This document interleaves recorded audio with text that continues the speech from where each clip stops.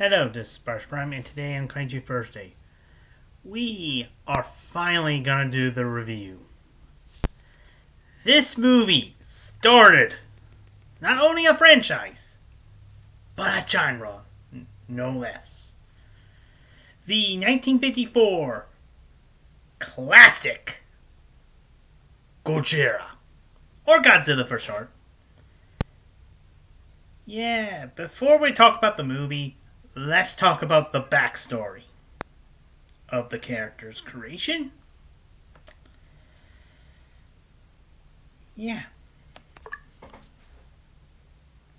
The year is 1954. I mean 1945. And Japan was hit by an atomic bomb in 2 days of August. This is what made Japan surrender. And that is the end of the Pacific Front of the Second World War. 11 years later, Japan was fine after years of having the American occupation in their country. They thought they can do things right. But they were wrong.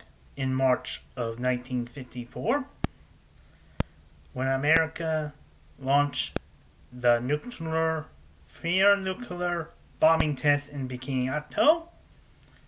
Does not explain why I'm wearing a SpongeBob shirt, but never mind that part. Little that the Americans knew that there was a small fishing boat named the Lucky Dragon Number 5. They thought they got away from the blast zone, but some of the fallout landed on them, and all the crew members were sick with radiation poisoning. Later on, died. In months of this, Toho producer Tokunui Tanaka returned from a failed overseas movie In the Shadow of Glory, and he had a thought, I should say, of a giant monster woken by an atomic test rise up in the ocean steps. So he pitched the movie to Toho. Soon they greenlit it, along with special effects mastermind Eiichi Shibaraya, composer Akira Fubime, and Patrick's director Ishiro Honda. Together created the greatest masterpiece of all time.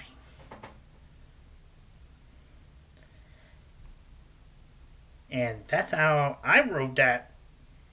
Please, but anyway, the movie begins with some fishing trawlers that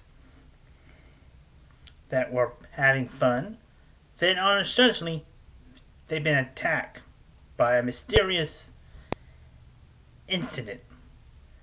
Again, more researchers try to figure out, and then this incident got worse when a fishing boat tried to lure the people in.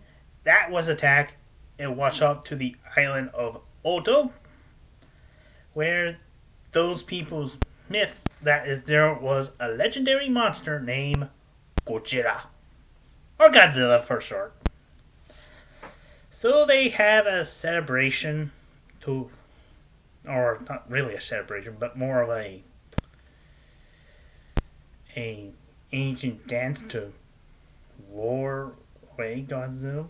So yeah, there is a note that it was raining, so Godzilla attacked there. We only saw glimpses of his foot. Again, really. Then Godzilla. Then I was talking to the castles over at Tokyo, where we also introduced to Dr. Kenji Yamane.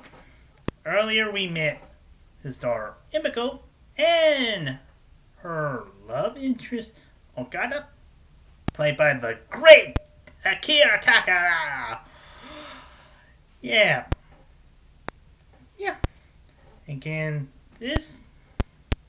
So they went back to Ora and discovered these footprints has radiation and all that.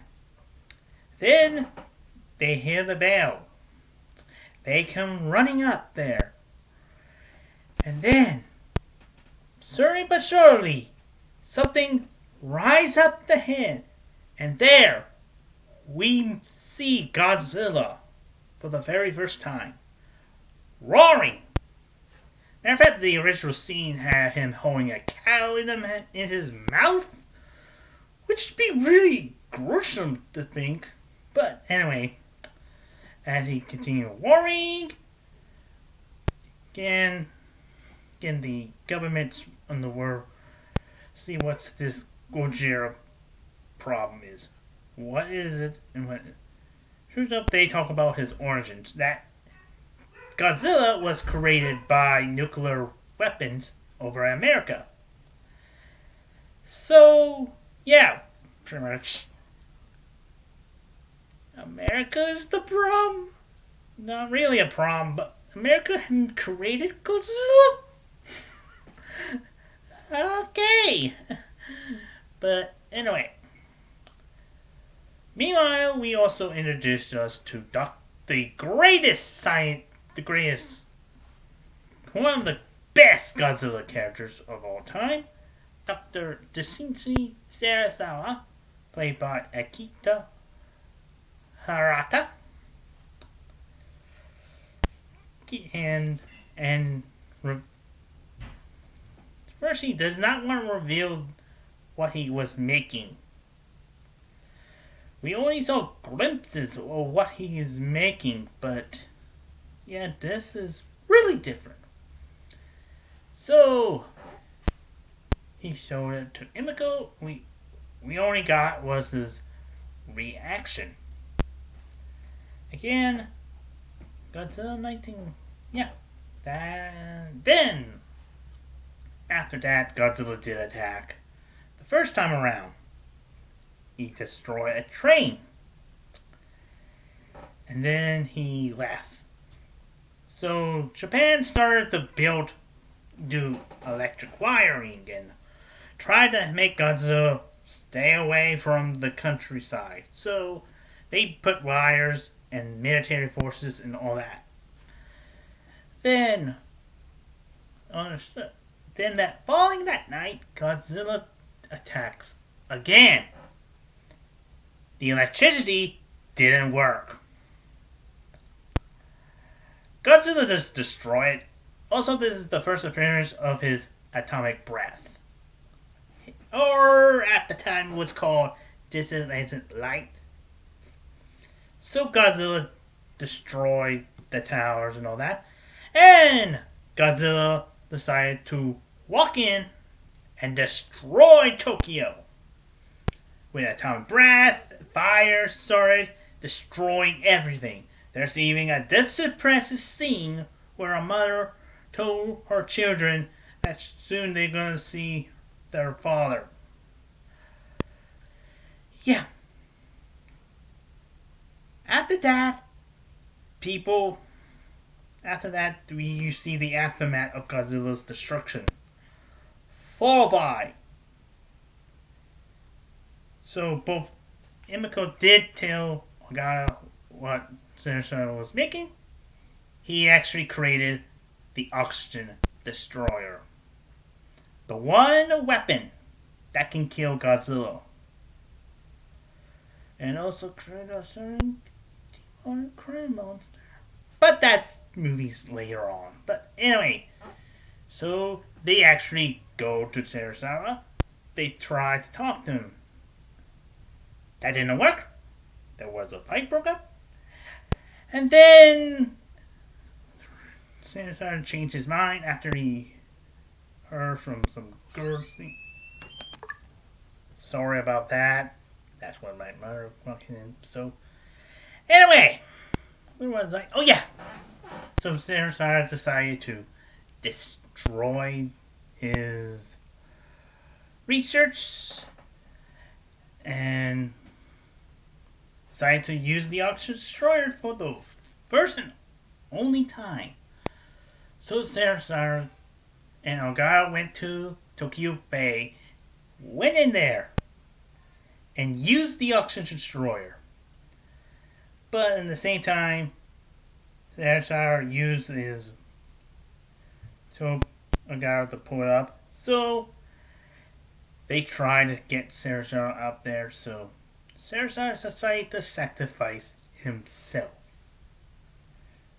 Ultimately ending his life and also ending Godzilla himself. Results in Godzilla being defeated. Sarasara is lost. And Dr. Yamana said that if nuclear tests will continue, a second Godzilla will be created. Yeah, that's pretty much it for Godzilla 1954. Overall, this is the definitive classic Godzilla movie. Without this movie, there will be no other Godzilla movie. There's no. Without Godzilla, you don't get Ultraman. You don't get Gamera. Heck, not even some American films. This movie inspired a genre. This is the greatest movie in Japanese cinema. Again, there's some examples of why Godzilla created the Kaiju genre. King Kong created the most iconic movie of all. Created the original. Or I try to say that King Kong created the giant monster boom here in America. Godzilla, step it up even better. This movie is the ultimate combination of both King Kong and the Beast of 25 Fathoms. The movie that was inspired Godzilla. This right here doesn't like Godzilla, but who cares? This movie created the best Godzilla. Again, this suit, the Shunga Goji suit, is this is what Godzilla looks like. Going forward, throughout the movies, the original Godzilla, spawned all these other Godzillas. All of these Godzillas. Without this guy, none of them will be as exist. Again, this movie is different from the original Godzilla. It's not really the original. This is the original Godzilla.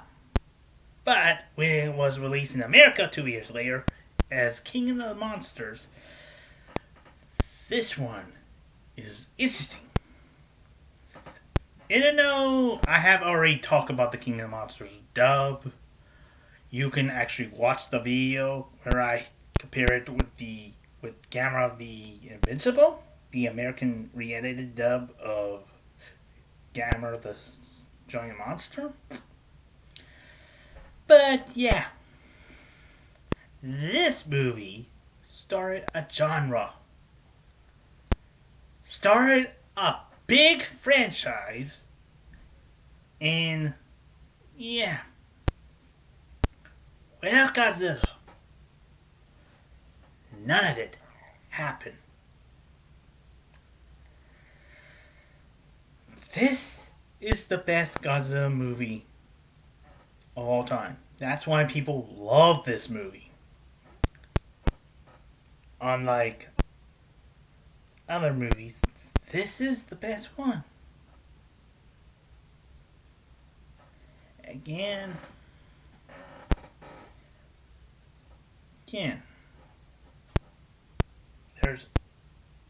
there's other things. The original movie has a sequel. Actually, one of multiple sequels. You thought Halloween had sequels? You were wrong. This movie spawned different continuities. The original Godzilla spawned the Showa era of Godzilla movies. It also spawned the Heisei era. It had little branches in the Millennium era. As I'm going to say this, the original Showa era is different. Heisei era, it branched out because it's different, despite the time travel bit from versus King Ghidorah. But anyway, the Millennium era, there are branches. The Godzilla from 2000 is a second Godzilla. The Godzilla of versus Megaguirus is a kind of the first one, but it's not. I don't know how that works. GMK is just the burial version of 54. The Kyoto Saga. This guy dies. Other monsters from the Toho non-Godzilla movies appeared. This guy's bones were created to build Kiru. And Final Wars. It's Final Wars. And yeah. The only movies that 54 is not connected is the 98 movie. Despite it's also connected to GMK's universe for some weird reason. It's also connected to Godzilla. It's not connected to the Monsterverse. And it's not connected to Shin. It's not connected to the Godzilla Earth trilogy, and it's not connected to the upcoming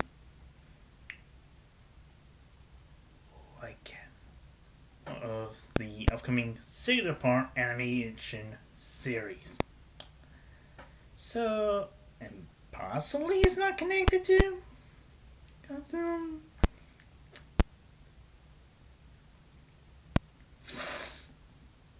Possibly not connected to the better series. And the Marvel ones. Anyway, this movie spawned a genre. It spawned a franchise. And next week, we're gonna talk about this sequel. Everyone's least favorite one. Unless you was like thinking, this movie's not least favorite. We're actually talking about the Rush sequel, I should say. That being Godzilla Raised Again. Anyway, this is Sparks Prime, see you on 10.